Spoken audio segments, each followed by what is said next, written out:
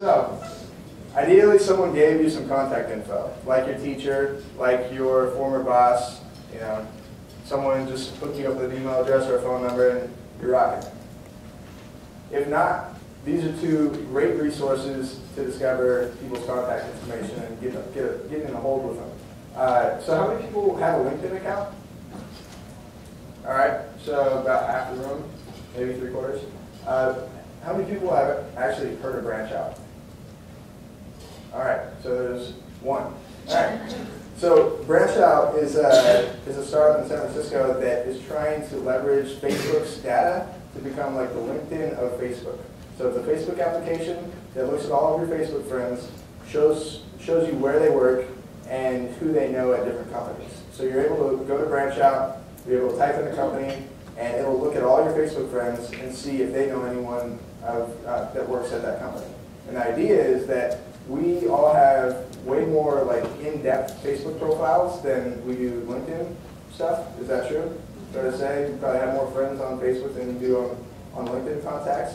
So it's really just leveraging Facebook's data to be able to get your foot in the door at different companies. So BranchOut's a pretty good place to go as well. And like I mentioned, Twitter, you can just Google someone's name and then put the word Twitter after it, and you're able to basically see if they have a Twitter account or not. And then if you're over 2, you can contact them. And there's a couple different ways that you can contact someone. Email and phone are pretty general. One of my favorites is the contact us form on a website. And we were able to get in touch with some really cool people based off of just going to their website and hitting them up on a general contact form. And it's just like, with booking an interview or trying to get a job interview, it's like hitting up every different angle that you possibly can, every different avenue to try to make stuff happen. So a contact us form, quick story. One of my favorite interviews, I guess, was the Playboy photographer that we interviewed. And the way that we found him was, well, I guess kind of weird, but like a Playboy magazine, and looked up and saw his name that had done all the photographs, and looked him up and found out that he was like had been a Playboy photographer for like 25 years and was like the most storied photographer like at Playboy or whatever. Had more covers than any other photographer ever.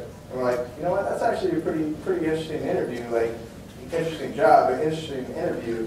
Because how do you stay at a business for like 25 years and not get bored with it or whatever? I mean, Playboy's whatever.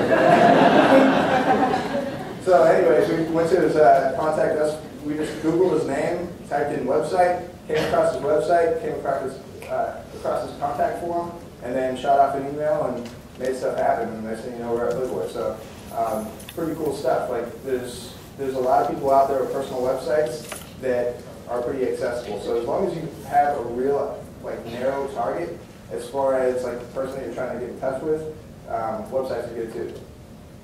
And then call them. That's actually how I got the interview with Lou Olson, was just picking up the phone and talking to the secretary and trying to turn on the charm real quick and like be like, hey, let Lou talk to us for like 45 minutes and made it happen that way. And then this is probably one of my most like controversial tactics, I guess, is guessing people's email addresses. So this is like, some call it spam, I call it guessing people's email addresses. You can get a hold of anyone at any company with this format right here. So there's about 7 different ways that companies format their email structures. So if you're trying to get in touch with someone somewhere, these are the different structures that you have it. So it's first name at company at the domain name. It's first name dot last name at that domain.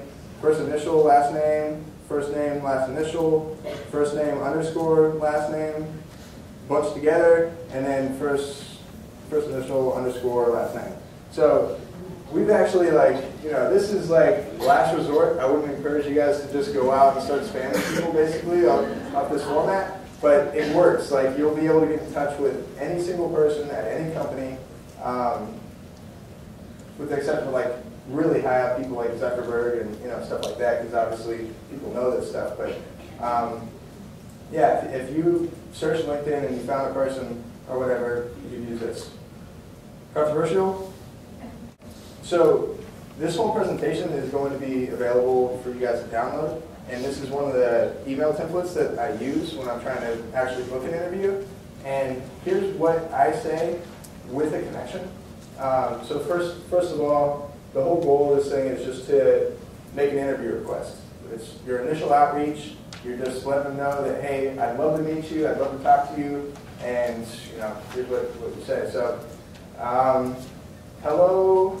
All right, I'm going to have you guys help me out here. So hello, who, name someone won't say it. Steve Jobs. No, not Steve Jobs. R.I.P. Who else?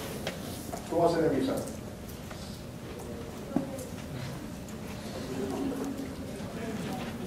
Jerry Jones. Bam! Dallas. Nice. All right. Hello, Jerry. T.O. gave me your contact info because I'd like to interview you about your career path. I'm a senior at GCU, and I'm in the process of deciding what the next step is after graduation. I'd love to ask you questions about how you got to where you are today so I can figure out how to become a football owner / mayor of Dallas like yourself. Would you be willing to take a half an hour to answer my questions in person? If so, these are the times and dates that I can drop by your office for an interview: Wednesday, Thursday, Friday, January 29th, 30th, 31st, 8 a.m. to 11, 3 to 5, 11 to 3.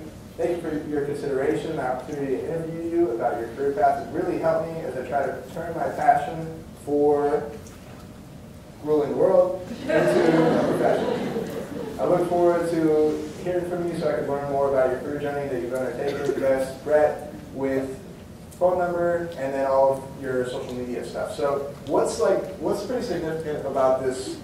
I guess point out like a couple of cool things about this email for me. Yeah, so I have the Twitter and Facebook links down there. So first of all, you are allowing someone to go research you immediately.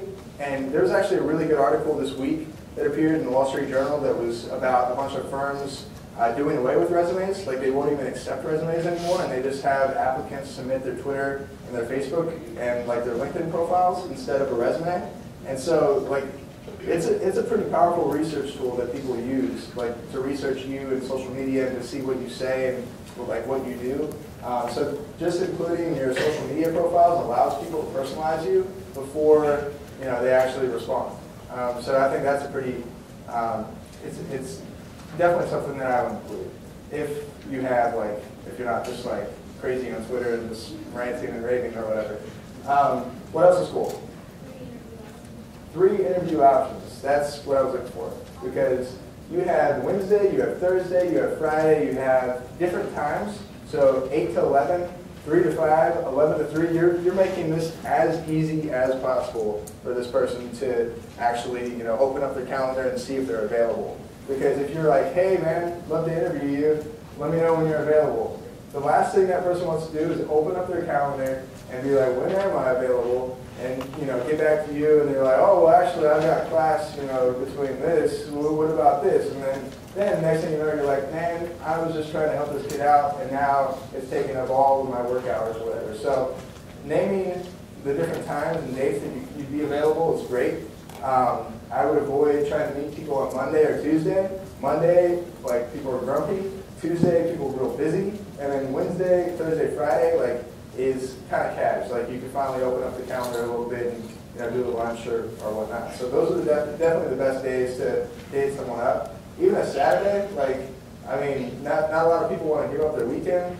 I would probably wouldn't put it out there as one of the options, but if you're having a lot of difficulty trying to nail something down, Saturday coffee isn't too bad. All right, so does that help? Here's what to say with no connection, and it's basically the same exact thing, except for the very first line. What are you guys laughing at? All right, so the very first line is just remember when you were 22 years old and wondered about what direction to take your career. That's just your attention grabber, if you will. It's You know, it's not as strong as TO gave me your contact info, but it's still like, oh yeah, I remember when I was 22 and, you know, was trying to figure it out. So that's just one of the things that I did to just, you know, personalize it and bring them back to what the whole point of the interview was and the whole purpose of why they should accept it. Because that's what you're really giving people with this email is a reason to come meet you. So if you can, and that's what's kind of cool about it. It's like, I'm a senior at TCU, so if you're hitting up a TCU alumni, bam, you're in, like, done and done. Yeah, and then that question's a really good one too. All right, and then this one I can't stress enough, but follow up, because people are busy all the time. Like, it's, I don't know, everyone says that you guys are busy, I'm busy, you know, whatever. The best thing is, and I think that the best general rule of thumb, depending on how urgent it is, like at about 2.5 weeks you become irrelevant. So it's like about a week to 2.5 week window, you guys can feel it out. There's no like general, this is the golden day to follow up. But I think it's about a week to 2.5 weeks you should follow up on.